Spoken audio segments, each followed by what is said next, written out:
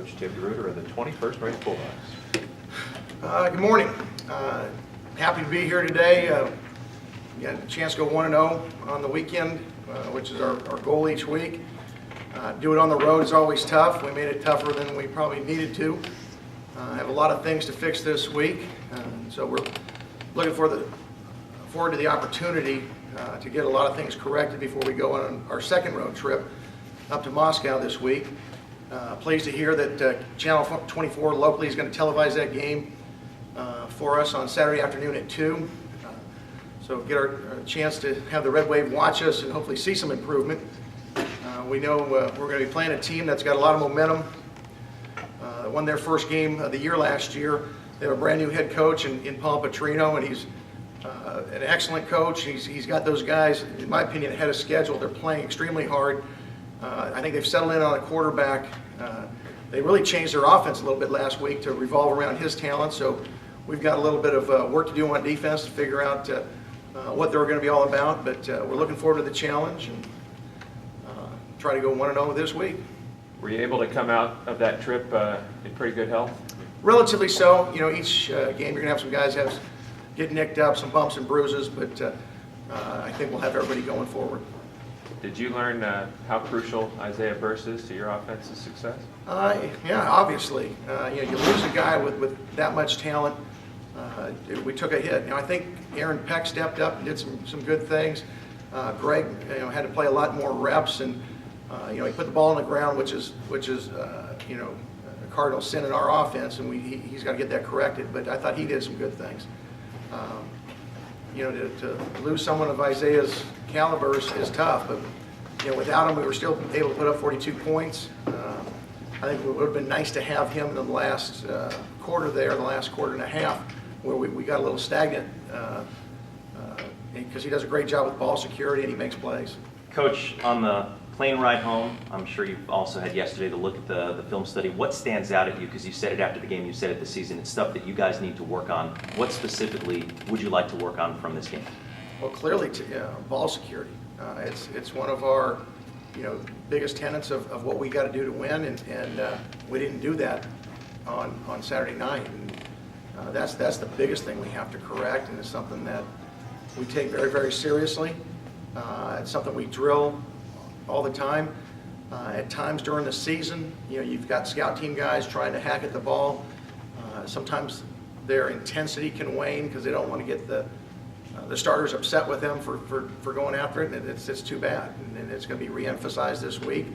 You got to give Hawaii credit. They physically took the ball away from our guys, but we've got to get that fixed. And then, in Derek's interceptions, he knows the mistakes he made on those, and he can get those corrected. On the ground between Quezada and Waller, the running back situation, obviously Martez had 95 yards and 2 touchdowns on the ground, but were you, I guess, are you at the point now where you're ready to name a starting running back, or do you still plan to use both him and Josh? I think both of them bring us different things. I thought Martez ran really hard last week, and I was really pleased because we know going into that game they were the #1 rush defense in the Mountain West. They were very stout up front.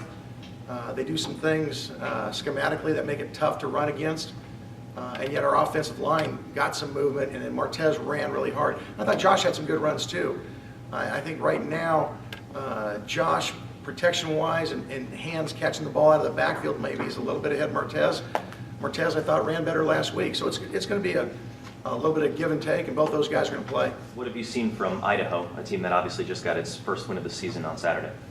Well, as I mentioned, I think they're a team with some momentum. They're playing with a lot of excitement. You can tell they're being coached well because they're playing hard and fast.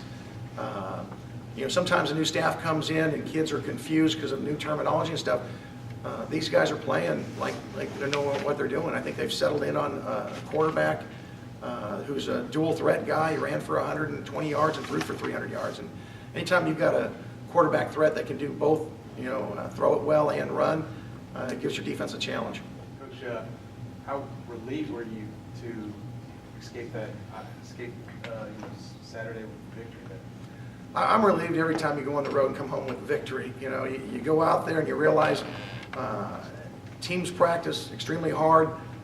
I thought, the players from Hawaii have a ton of pride they showed it. You know, they're down 42-3. They didn't quit, and we gave them some reasons to have momentum, and they took advantage of that. And you got to give them credit. I think our team has been tested a few times now and shown resolve. That when we have to get stops, you know, there's 3 games now. We had to get a stop to finish the game, and 3 times our defense stood up when they had to make those stops. Obviously, there's things we've got to get cleaned up, but the resolve our guys show, I was pleased with. Did you feel that the team overall intensity dropped once you guys got up that 42-3? Probably a little bit, and it's something we're going to address with our guys today. You know, we got to stop looking at the scoreboard. The scoreboard's a liar, and our mentality's got to be, we're playing this snap and having no appreciation for if we're up 30, down 30, it doesn't matter. Let's just go play. We've been a little spoiled by Devontae Adams. I mean, he's averaging 100 yards a game for his career before that one, and clearly a below-average performance for him. Have you figured out what happened with him, and what do you expect from him moving forward? Devontae's got to play harder. I think he's going to be showing that today when we show him the tape. I think he's getting a little frustrated because teams are double teaming him and you know, trying to cover him with 2 guys. He's got to fight through that, and it's one of those things where you have a good year, you got to expect it and embrace. Hey, there's not one guy that can, you know, cover me. Let's go find a way, and he's got to work through that, and we've got to coach him up better through that. I know you worked him out at the punt return spot a lot throughout the fall, so he was a natural choice there. Did you consider putting anyone else out there after he had coughed up the football and had a couple drops? Oh yeah. You know, again, ball security is huge, and if you can't take care of the football, we're going to look for somebody else. But it wasn't an issue with him catching the ball. The issue was him carrying the ball loosely after the catch, and whether he's catching a pass or whether he's, you know, catching a punt, he's got the hands to do that. He's got to, you know, be conscious of ball security, and clearly he didn't, and we've got to fix that. Quarterback changes. Your defense was playing very well for the first part of the game. Hawaii makes a shift. What was Schroeder able to do that wasn't happening before that was helping them get back in the game? I think a lot of it was momentum. You know, we scored to go up 42-3. We give up a long kickoff. They throw a route into coverage, and we had, you know, one of our backup safeties in who's going to be a really good player. He needs some reps. He mistimes his jump, and I think the ball went right through his hands, and they end up with a 60-something yard play and scored in 2 plays. And so they get a little bit of a momentum, you know, break. We turn the ball over. We got to go right back on out, and he made some throws. And you got to give him credit. He eluded the rush a little bit, and, you know, bought some time. Later on in the series, you know, we were bringing a corner fire, and he makes a hot throw, and he puts it in a pretty good spot where, you know, Jerron's got to go make the tackle, and because of where the ball was at, you know, it kind of helped him evade the tackle and, you know, made a score there. And again, once you get on a momentum swing, you're playing with juice. The crowd got into it. You know, we're not having much time on the sidelines to make adjustments because we're turning the ball over. It was kind of a snowball rolling downhill. You know, give him credit. He made those plays, but I think we helped him by what we were doing. I'm sure when you go in today, you'll spend a lot of time with the secondary going over some things. But on a positive note, your defensive front played pretty well. I think 7 sacks was the number. What can you say about them? Yeah, I thought obviously the most pressure we got so far this season. I think Ederain is really starting to come on as a pass rusher. You know, we'd like him to be a little bit more of a complete player, but, you know, he's still a young guy. He's doing some good things. You know, Donovan Lewis is doing some good things pass rush wise. I like how we played up front. We've got to do a better job of consistently keeping a quarterback in the pocket. I think we let him escape a couple times that, you know, we didn't need to, and he ended up making a play and threw the ball well on the run. And again, you got to give them credit for doing it. They made some pretty good catches, you know, when he put the ball in some spots. I was pleased there, but we got to get better there as well as on the back end. You know, when we have our starters letting guys run behind us in coverage that you're supposed to be deeper than the deepest, and we don't need to break on underneath stuff, I get concerned, and we've got to get that fixed. Getting back to Schroeder, I mean, he looked like a completely different player than the guy he sacked 5 times here at Bulldog Stadium last year.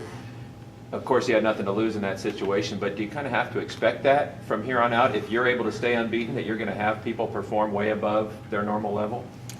We want people to give us their best punch, you know. Let's go. Bring your best players.